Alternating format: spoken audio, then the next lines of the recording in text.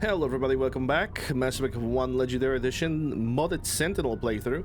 On the last episode, we have managed to finally get on a ship, motivate our team to find find Saren. We also had our very first crash of the game. And I just sneezed. And now we're going through all the possible conversations on the ship that we can do. Kind of a little bit more of a lore dump episode. And now we are talking with Tali about the Conclave and about her fleet. That's your government. The Conclave is our civilian branch of government. Each ship can elect a representative to serve on the Conclave and make decisions that affect the fleet as a whole. On matters that affect an individual ship, however, the captain has the final say. It's a tradition that dates back to the early days, when the fleet was governed by martial law. Fortunately, most captains nowadays are smart enough to have an elected council from their crew to give them advice and guidance. Democratic, are they? A lot of people have compared Quarrens to freaking commies for some reason. I wonder why. They have their government because they basically need to rule the way that they do because there's not really a lot of them, and they have a spare amount of resources, like they actually do. So the ultimate power rests with elected officials? In practice, the Conclave and the respective council for each ship tend to set the rules that govern our daily lives. But in theory, we are still under military jurisdiction. The 5 top-ranking military officials in the fleet serve on the Admiralty Board. These 5 have the power to overrule any decision by the Conclave in case of emergency. To do so requires unanimous agreement among the Admiralty, and they can only do this once. After that, the entire board must resign their posts. It's a safeguard that served us well. In nearly 3 centuries, the Admiralty Board has only overruled the Conclave 4 times. okay, what about the Geth? We're gonna ask Tali about the Geth. I want to know more about the Geth. I doubt I can tell you anything you don't already know. It's been almost 3 centuries since they drove my people into exile. All I know is the story of their origins, what they were when we created them, and how they turned on us. Interesting. The Geth were originally created to serve as an automated manual labor force. Initially, their intelligence was as limited as any VI. Over time, we made small modifications to their programming to allow them to perform more varied and complex tasks, bringing them closer and closer to true AI status. How come the council didn't step in and stop you? This wasn't true AI research. We may have been skirting the bounds of the law, but we never did anything that was actually illegal. The changes were so insignificant, so gradual, that we were able to control them. Or so we thought. But one thing we underestimated was the power of the neural network. A million Geth thinking simultaneously created an inherently unstable matrix. Yeah, if I'm gonna dig in, I mean, I will dig into the neural network topic, but to basically give you guys like a TLDR how the neural network works, the more Geth you have in the area, the more advanced the intelligence become, because they all share like all their cognitive knowledge instantly. In the micro milliseconds, they know everything that the other Geth know, and they share that knowledge basically all across the board. They're not having the same intelligence. The level of intelligence doesn't increase, but the level of perception of the area and what they see does, and that information is instantly shared among the other people. So the Geth share brain power? Many of the Geth's logic systems were designed to work in concert with other nearby Geth. Basically, the more of them you have in a group, the smarter they are. Well, Tali have put it differently, actually. The smartness of a Geth is a little bit tiny different, as I said before, but the smartness of a Geth is a little bit tiny different, as I said before, but the smartness of a Geth is a little bit tiny different, as I said before, but the smartness of a Geth is a little bit tiny different, as I said before, but Shepard Mass Effect 1 is gonna basically put this in different words. Like Shepard Mass Effect 1 does not really understand how the Geth are functioning, because she's gonna like just ask like a hive mind. Which hive mind, that's a kind of a totally different thing, because in hive mind you have a will of single person manipulating the other people, and that is basically following the knowledge of that one single person, the orders of that one single person or individual or whatever. So it's not like this. When it comes to the Geth, that's slightly works slightly different, because they have the entire idea of consensus. So there's some sort of group consciousness. No, nothing like that. They cannot share sensory data or information. Their programming cannot handle that much simultaneous input. Really? Each Geth maintains an individual Was I awareness wrong? and identity. The neural network only operates on a process-based level. It's basically the synthetic equivalent of a subconscious. But when they're in close proximity, they can coordinate low-level functional processes, freeing up more capacity for original or independent thought. Did I understood the Geth and how Geth functions like wrong all this time? Or did I basically forgot? Because now Tally says totally something different than what I said just a minute ago. That doesn't make any sense. I'm probably oversimplifying. The Geth are incredibly advanced and complex creations. All you need to know is that they get smarter when they gather in large numbers. As we built more and more Geth, their effective intelligence became more sophisticated, more abstract. One day, a Geth began to ask its Quarian overseer questions about the nature of its existence. Am I alive? Why am I here? What is my purpose? As you can imagine, this caused a near panic among my people. Yeah, an irrational panic, because instead of trying to like maybe do something else, backtrack on what they did, they basically started firing weapons. That's basically what the Quarians have done. They have basically started firing weapons at Geth and deactivating and dismantling them left and right. Even though those Geth that was at that point pretty much sentient, they were begging not to be hurt or not to be dismantled and not to be, you know, done anything with them, to be hurt out. There was even situations in Quarian history in which some of the Quarians were trying to protect the Geths and treated them like an actual individuals with actual sentience, but Quarians, being stupid little idiots that they were back then, they basically decided to even kill the people who are protecting the Geth, because, you know, that's smart. That's what normally you do when you have an issue that could be solved differently. Like, for example, instead of like, if you are not backtracking your technology, then maybe try to appeal to the new sentience that you have created, take the actual responsibility. Nah, Quarians were like, guns go brr. I don't see what's so bad about those questions.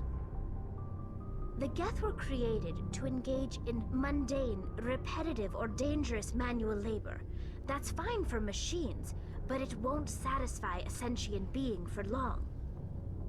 The Geth were showing signs of rudimentary self-awareness and independent thought. If the Geth were intelligent, then we were essentially using them as slaves. It was inevitable the newly sentient Geth would rebel against their situation. We knew they would rise up against us, so we acted first.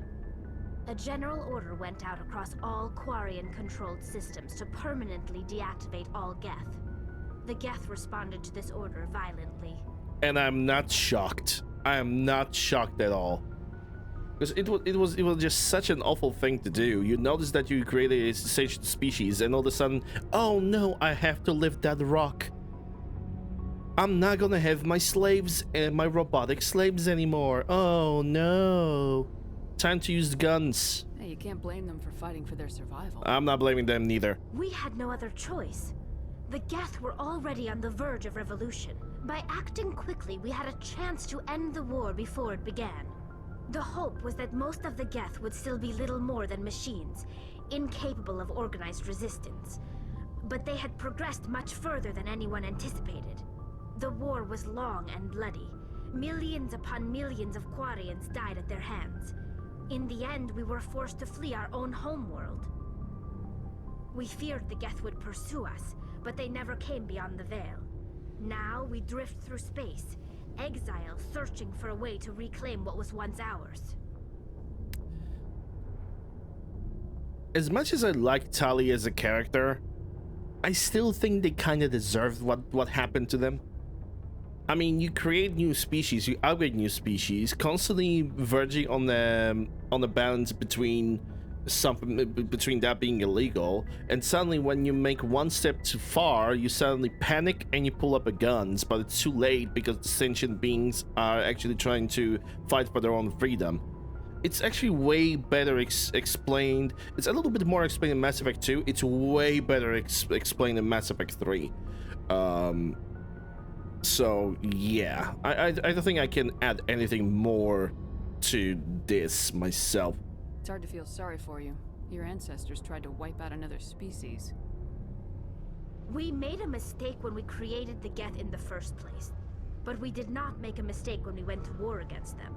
If we had not acted, they would have wiped us out. They're a synthetic life form. They have no use for organics. None. Why do you think they cut themselves off from the rest of the galaxy? Why do you think they've killed every organic being who's ever tried to contact them? They didn't kill Saren. What does that tell you? The Geth are not innocent victims in all this. They're the enemy. They want to destroy us. Not just the Quarians.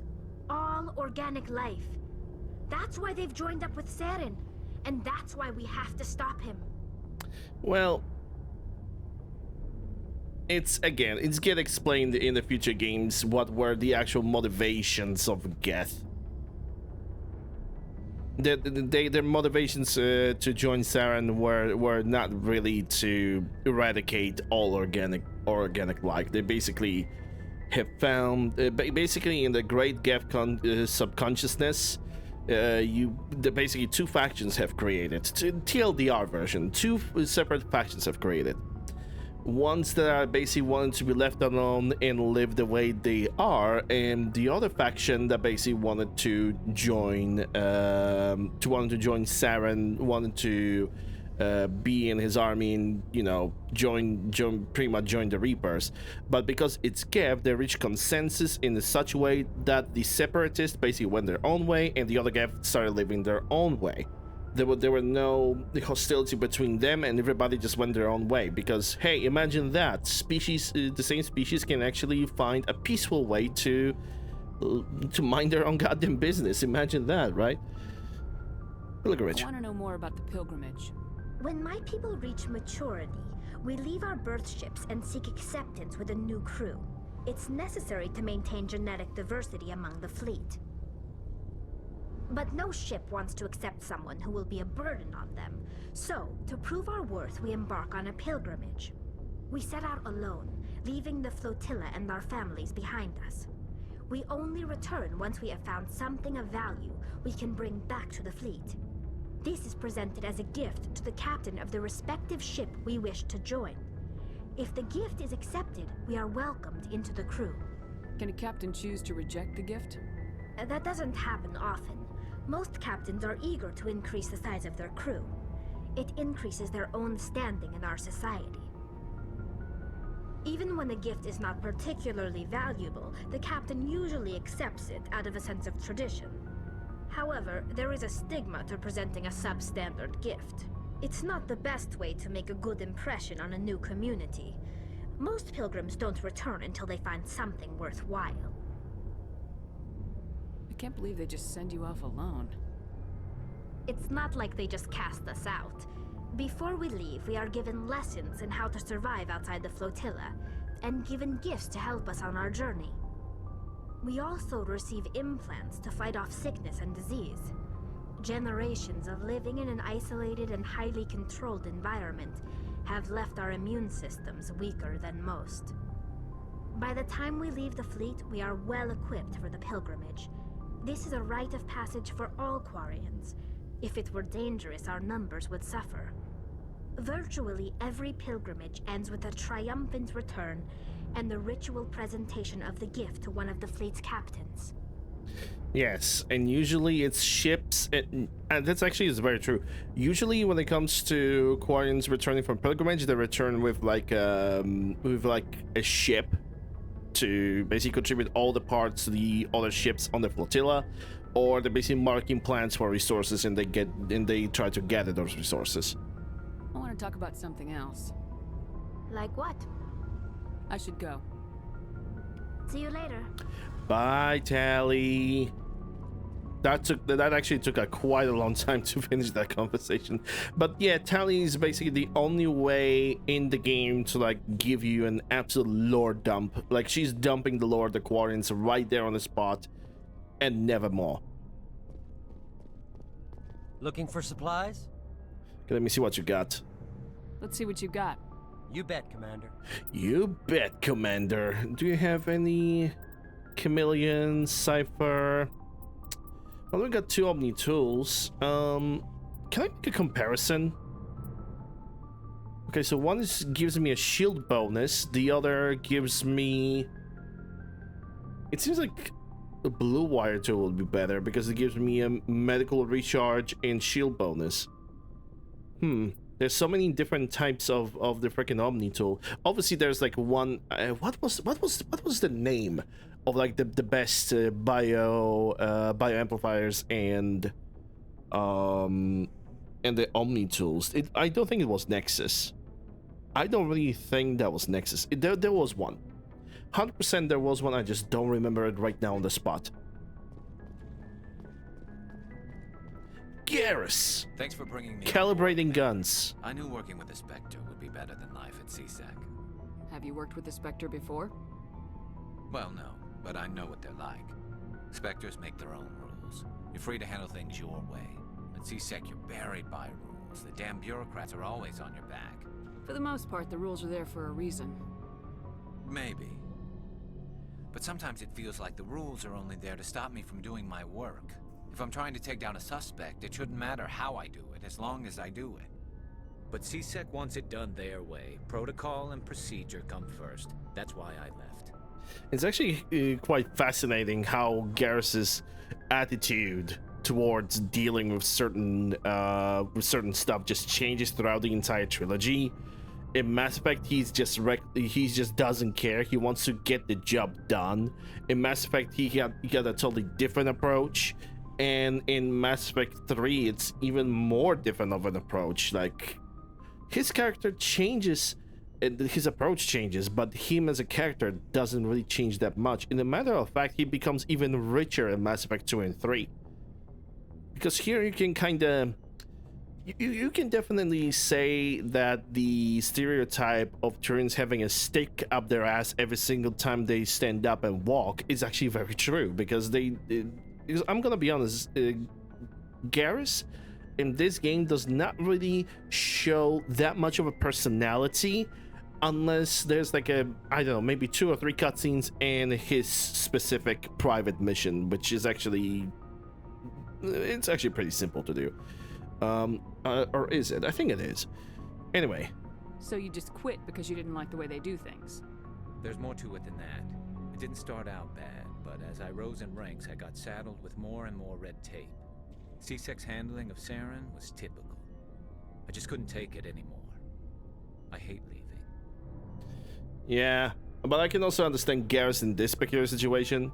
Bureaucracy sucks. It really does. I'm experiencing bureaucracy on, maybe I wouldn't say that on daily basis, but on pretty regular basis when I try to get something done. It's just not great. It's just not fun. I understand why he hates the situation he was put in, but also there's a reason for why all of that stuff actually exists. I hope you made the right choice. I'd hate for you to regret it later. Well, that's sort of why I teamed up with you. It's a chance for me to get off the Citadel, see how things are done outside CSEC. Either way, I plan to make the most of this. And without CSEC headquarters looking over my shoulder, well, maybe I can get the job done my way for a change. Ah, yes, the power, he's craving for the power, the ownership, the lordship. Not really. Maybe I'm over-exaggerating. If getting the job done means endangering innocent people, then no. We get the job done right, not fast. Got it? I wasn't trying to. I understand, Commander. Yep, Garrus got put into his place. Anything behind the ship? No. Williams. Do I want to talk with her? Nah. Nah. Nah. I just...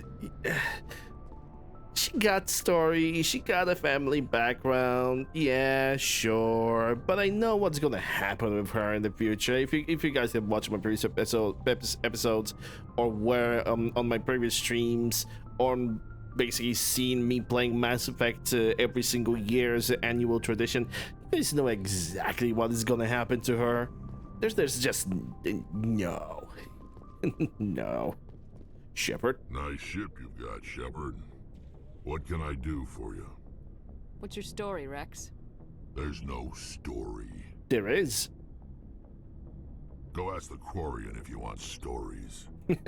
Boy, isn't he right? Because well, Tully has quite a lot to say.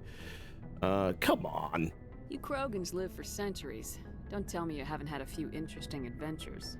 Well, there was this one time the Turians almost wiped out our entire race. That was fun. Oh, so much fun for the entire family. Also, yes, it's true. Krogans with Asari, they can live for over 1,000 years. That's like humans in this universe can live up to 150 tops. Krogans and Asari over 1,000 years, which puts mortality in quite of a perspective. Hey, Crunch. I heard about that. You know, they almost did the same to us. It's not the same. It seems pretty much the same to me. So your people were infected with a genetic mutation?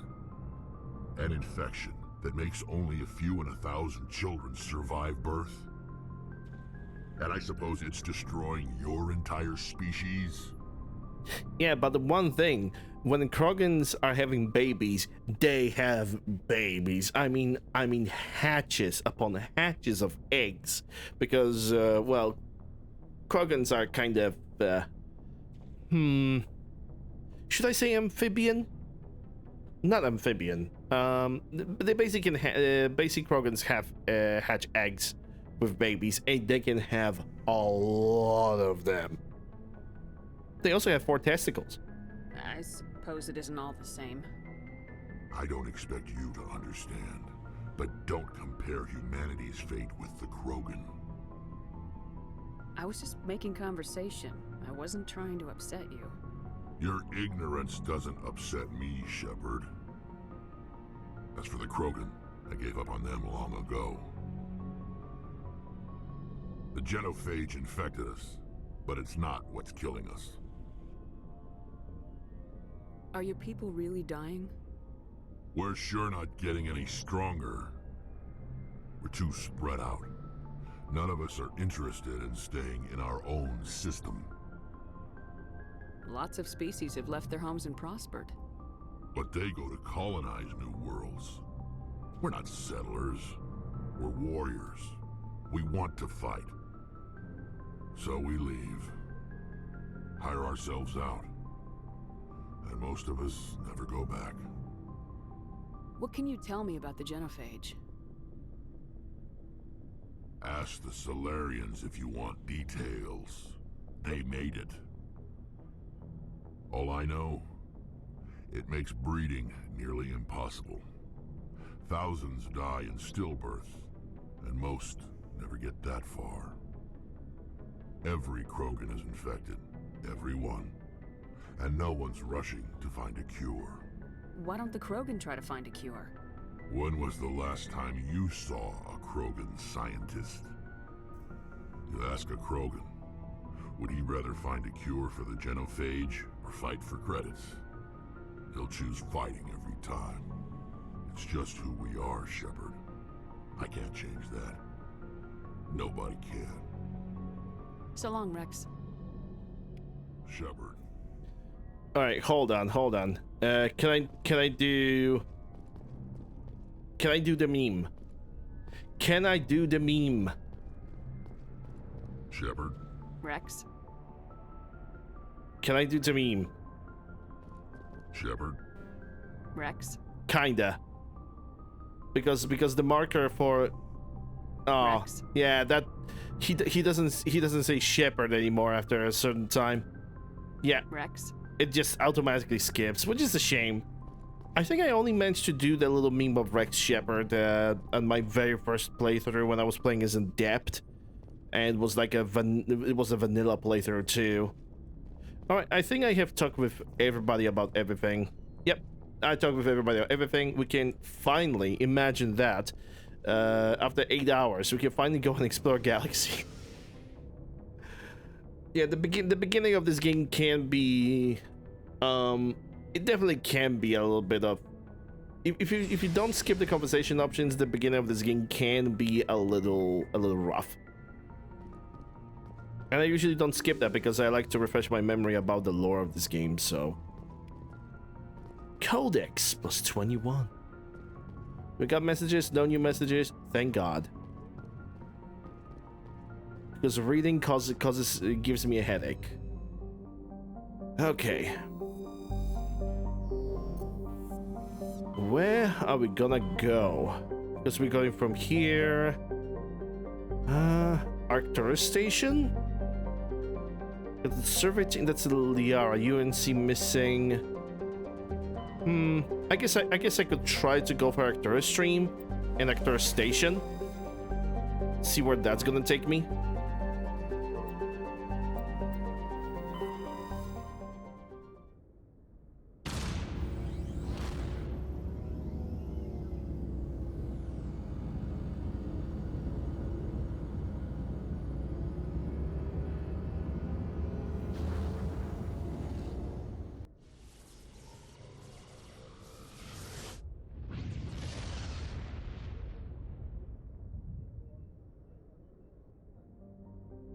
Alliance 5th Fleet, Arcturus Station. Rings usually have some minerals in them. Irene. Nothing on it. If I'm gonna read every single lore of every single planet, I'm gonna go insane. That's all I'm gonna say. Themis. With nothing on it, but it's orange, and it's a nice shade of orange too. Reminds me of Fanta. Oh. Eclonius, I can survey this stuff. Rare element found. Good. It's Alliance 5th Fleet. What the Alliance 5th Fleet have to do? Oh, they're just Bing chilling? Yeah, they're just Bing chilling. 5th Fleet out. Oh, it's where the Hackett is. And Hackett is out too. Lying in a Nagarian pointed to Arcturus Station is the home of the Systems Alliance Parliament. Founded 2156, population 45,000.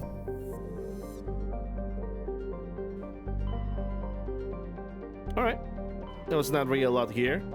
Petronebula, because okay, we're definitely gonna go for the missing person, but Liara is gonna be like the first main objective. We definitely want to get to Liara as soon as we can. Okay, no systems here, just Vetus.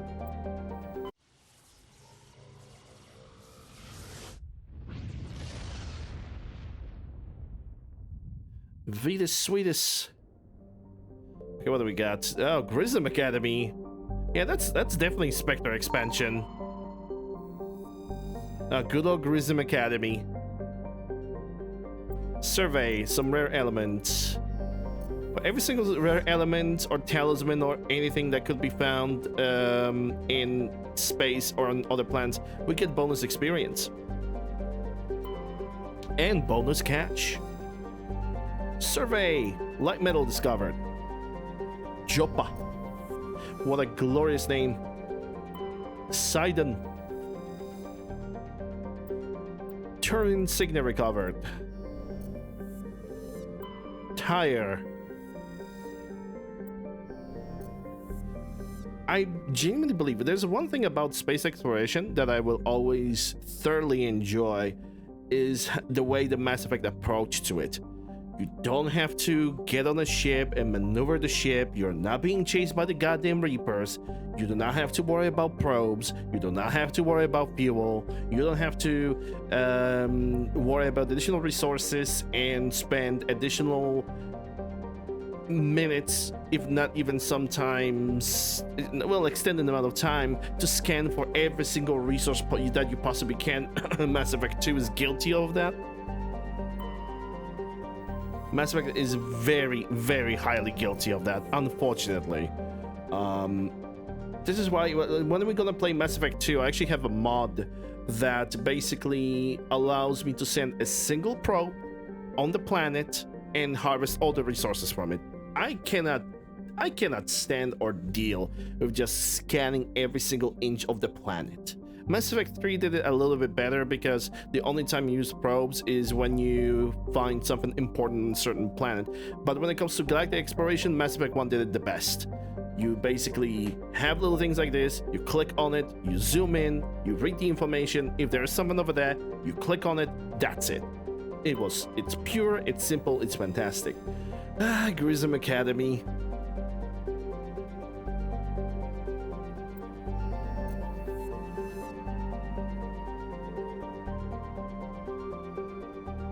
It reminds me of Project Overlord. Okay, I need to keep my shit together. Because the longer I'm gonna fit about Project Overlord, the more soft I'm gonna be. I think this is, yeah, Asgard Utopia. This is where the Eden Prime is.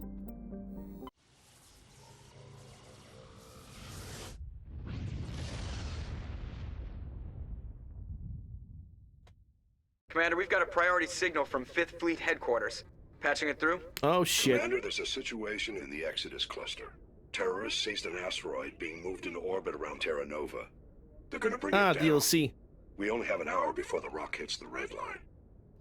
No, you don't have an hour. I actually stopped that from happening. Ready enable. This is a DLC. The Bring Down the Sky DLC, which is actually way more recommended to start that DLC as late as possible, like even way before we're gonna land on the second to last planet, because of the rewards. You can get some really seriously good rewards if you're gonna do this planet way late, or if you're really in a rush to get yourself a good tech omni tool or biotic amplifier. You can start at pretty much an early level. It doesn't really matter. But for the best effects, you are better just start the mission the later level, because like I said, the rewards are way better. Why was the asteroid being moved? I think they're gonna tether it to an orbital elevator. I didn't ask. All that's important to us is that a big rock is gonna hit dirt in 60.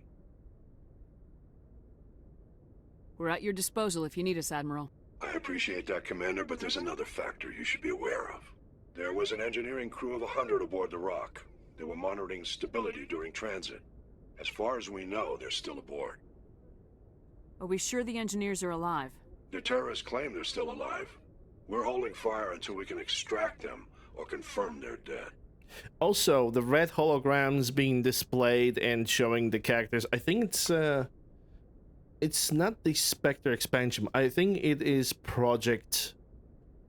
I think it's a diversity project that gives you those red holograms and the ability to talk to Hackett face to face. We can try to extract them. You're our best bet, Commander. I'll send in the Marines from the Harari if I have to, but they're mostly greenhorns. Your best option is to gain control of the engines. The engineers installed 3 fusion torches to propel it from the asteroid belt into orbit. If you can get control of them in the next hour, you can change the asteroid's vector, steer it into a stable orbit around the planet. If that's impossible, see if you can get the engineers out. We'll blast the rock into rubble. If all else fails, we'll have to sacrifice the hostages. We'll make it right, Admiral. Thank you, Commander. We'll transmit the asteroid's location and vector to your navigator. 5th Fleet out. That's not gonna happen anytime soon. We don't really have to worry about this.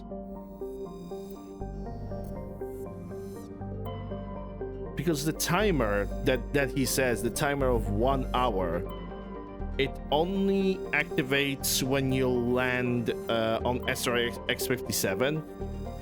But even if I simply decide to disable the asteroid because not disable the asteroid, but disable the timer on the DLC, because that timer was useless in my opinion. Even if you play it for the very first time, you have more than plenty of time to get everything explored, get every single fusion engine disabled. You simply don't really have that much of a problem with dealing with that DLC at all. Like maybe the only major issue would be just fighting the enemies inside, and that's it. But even then, you never have really that much of a reason to worry because you are never really outnumbered. Ah yes, Eden Prime, the place where it all started. Okay, this can wait. Horsehead Nebula, missing person. Pax is Novaria. Okay, so I'm gonna basically leave the Horse Nebula for now.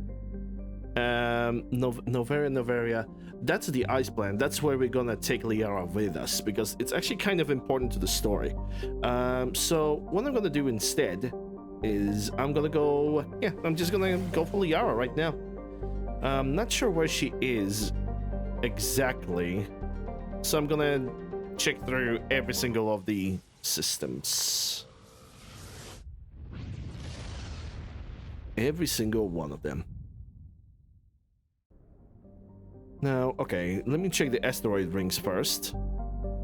So they might have some... Oh, there is something. Carbonaceous asteroid.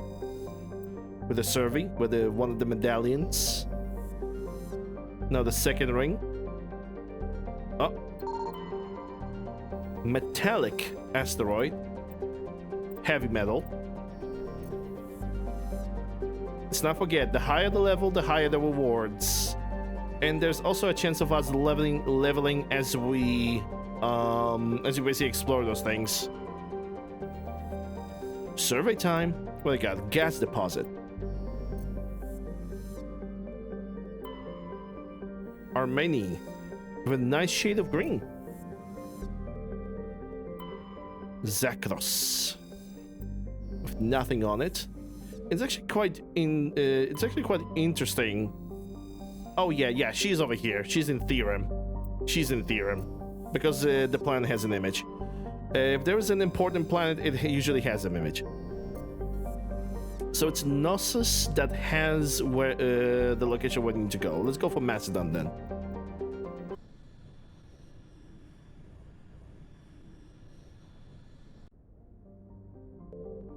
I think I saw something over here. Yep, there we go. Metallic asteroid.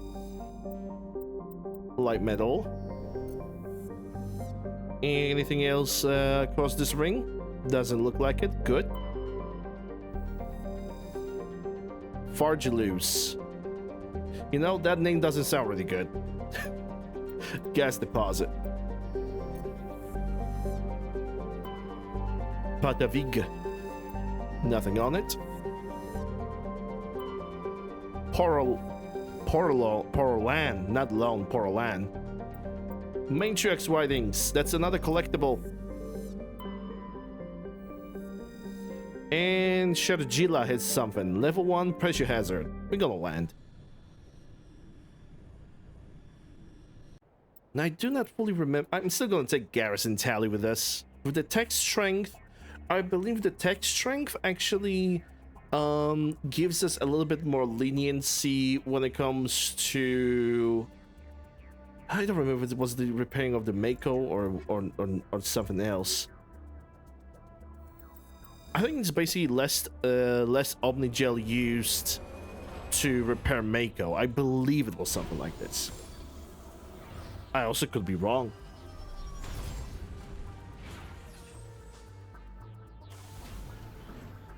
Okay. Right. What do we have?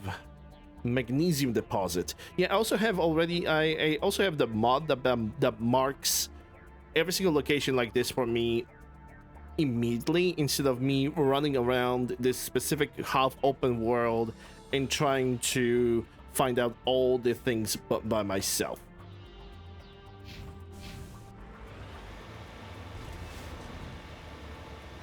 I think it's better that way.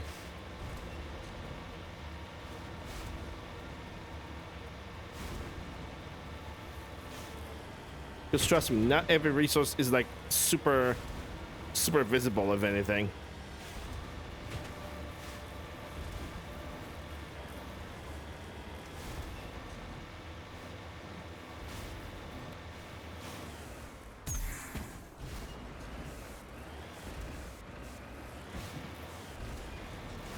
Okay, question of the day. How do I step out of the Mako? Was it F? No, F is return. Q. There we go. Light metal surveyed. And how do I return? Spacebar. So spacebar is exit and re-enter. Cool. Okay, next. Uranium deposit.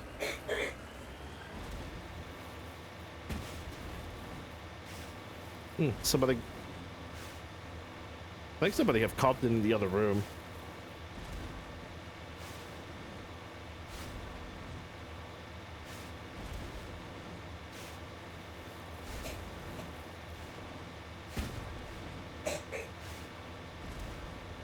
The Quarians endangered the entire galaxy when they let the I wish I might go to the other room for a second. Hope your people are properly contrite, Tally.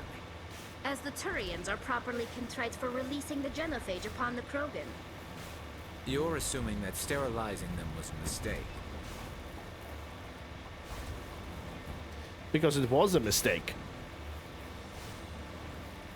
I mean, okay, maybe to an extent it wasn't, but I genuinely believe that sterilization of entire species instead of reducing the birth, that was just not cool at all as well. It was just not cool. Okay, where's that uranium?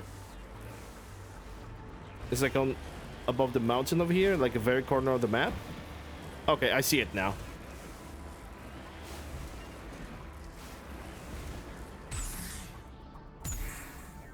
No, it's Q in space. Jesus. One day I will remember all the controls for this game. I promise.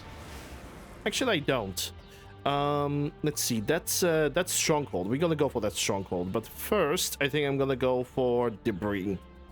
I think I kind of decided to explore this entire planet from like very wrong angle. Probably should start like this, and this. Now I'm gonna have twice. Now I'm gonna have to do twice the trial. One of my playthroughs of Mass Effect, I got Mako stuck vertically in one of the tunnels on Noveria. Good time. Yeah. That can happen. That can definitely happen. I think this particular issue still persists in even the Legendary Edition, when sometimes the front of the Mako just digs into the ground and you just flip. It still can happen. At this point, you really have to try, after you beat Mass Effect several times, you really have to try to repeat that.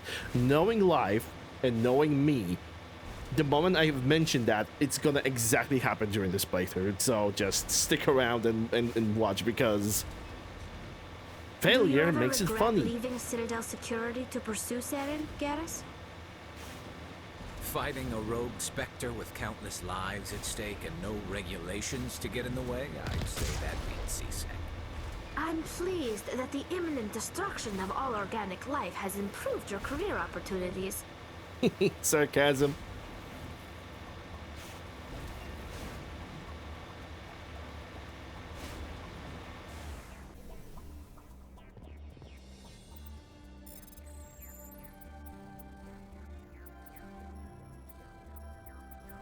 Bollocks. There you go. Cryo explosive, that's grenades, and fusion explosive. I'll take both. Next, I'm gonna figure out that anomaly.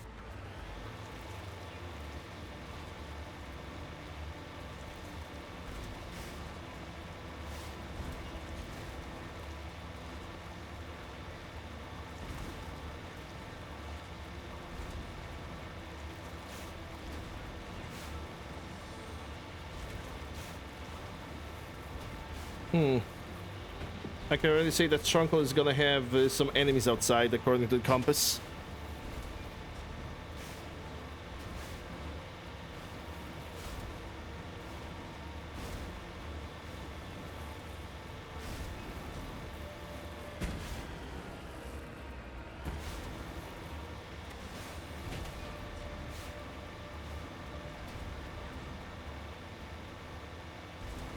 I'm looking for amounts of specific shapes whenever I see a question mark because of the Thresher mods. My favorite.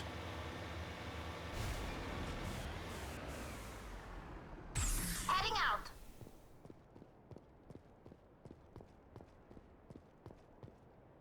Matrix writings. More experience. Did we level up? And nope.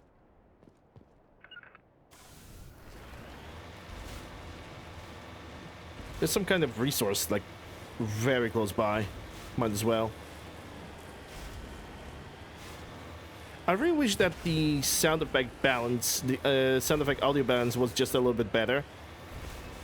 Because now I can definitely say that with the current audio settings, like now, the maker is just way too quiet, so I could increase it by 5 points.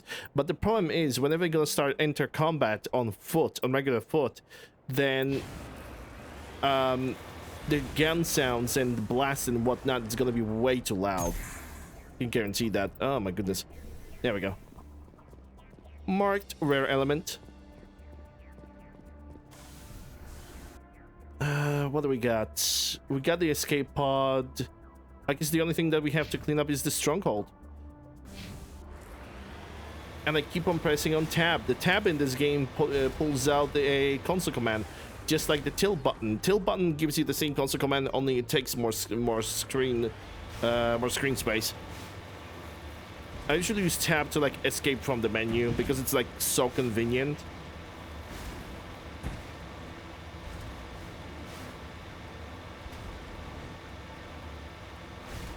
Now hold on, was it C? Which button was to zoom in? Z, C, F was to return to normal. G, H? No, that's a mission. E, R? Oh, Christ. It is not a middle button, because that's submachine gun, that's that. Caps lock? No. Spacebar, that's turbo, so no. And that's not spacebar, that's lift because shift is turbo. Control, oh, it's control. It's the left control, okay.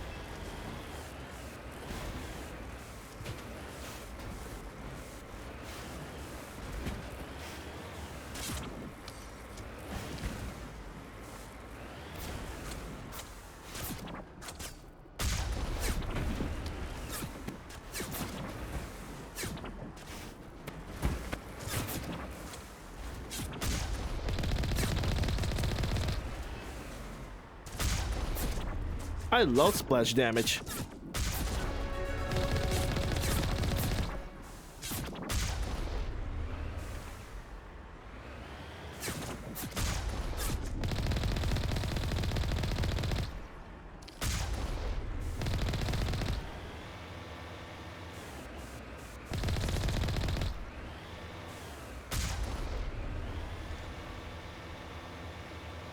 I think that should do it.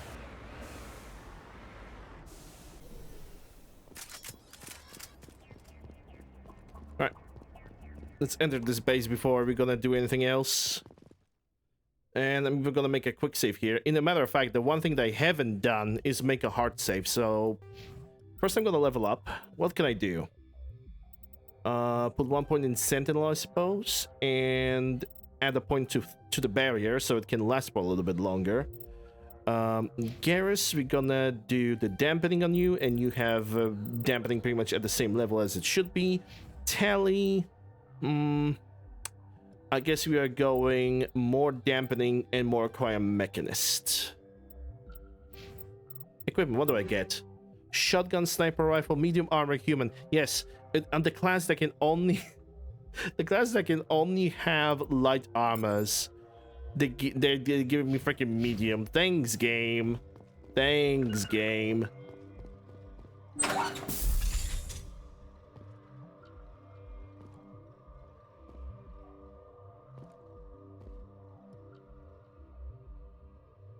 They're all on the other side of the building, because if there was anyone over here, they would already strike. Now it gets fun. Time to earn my pay. Yeah, that was a bit. Uh-oh. What was that? Power weapon. I think I got protected. Also, yeah, just as I said, the fact that I have increased the sound of the SFX now, it makes them too loud. Gonna return it back to 20. Can I destroy this? Ah, the weapon overheat. Okay, so that's gonna last for a little bit too long than it needs to. Eclipse. Eclipse troopers. Interesting. Are they gonna pop out? Because I think I heard... I definitely have done some of that Solarian. I see the Krogan. Okay, so what would be the best thing to do right now? Dampen and disable his weapons. Actually, no, disable his shields because I can disable his weapons. Clips forever! I'll tear them apart! No, you won't.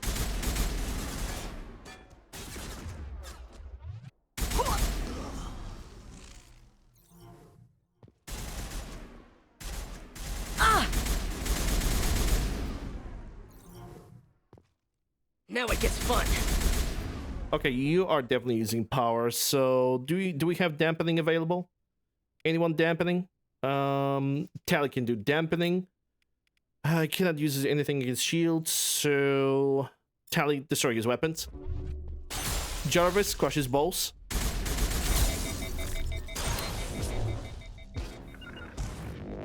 No can do. You will do it, otherwise you're gonna die. Because I'm waiting for the weapon to stop overheating like crazy. And there goes Garrus.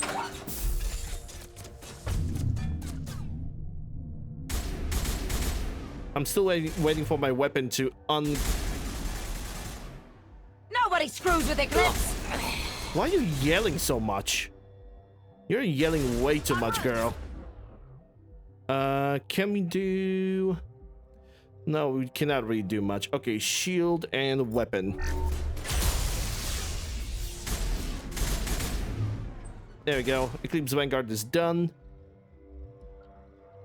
I can see your head. In the matter of fact, I can shoot it down. There we go.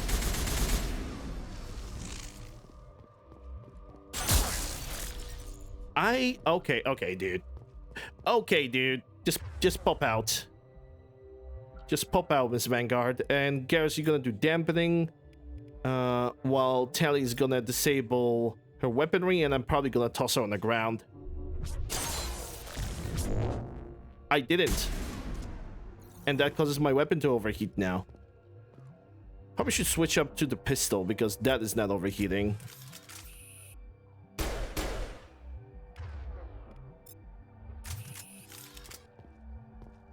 There's still one more guy inside. Is she upstairs? I think she might be upstairs because... Yeah, she's definitely upstairs. She's making a move. Dampening. What we can do over here. Dampening, disable the weapons.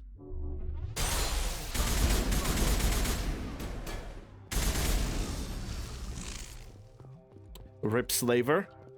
Negative contacts. Good.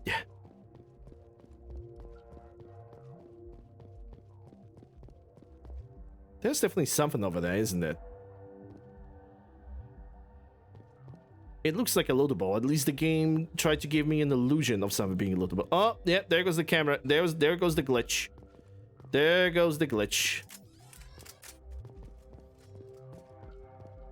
There goes the glitch, ladies and gents. That's the glitch that I was trying to mention earlier. For some reason, the character just cannot get a proper grip. What I'm gonna do is I'm gonna make a hard save, because we're gonna get ad break in about 30 seconds. Ladies and gentlemen, people of YouTube, hope you guys have enjoyed this episode. If you did, like, share, subscribe, ring a bell, leave a comment, all that good stuff. Links for everything in the description below. People of the Twitches, we're gonna get ad break, like I said, in about 25 seconds. So I'm gonna play clips. Enjoy those. In the meantime, I'll be back right after the break.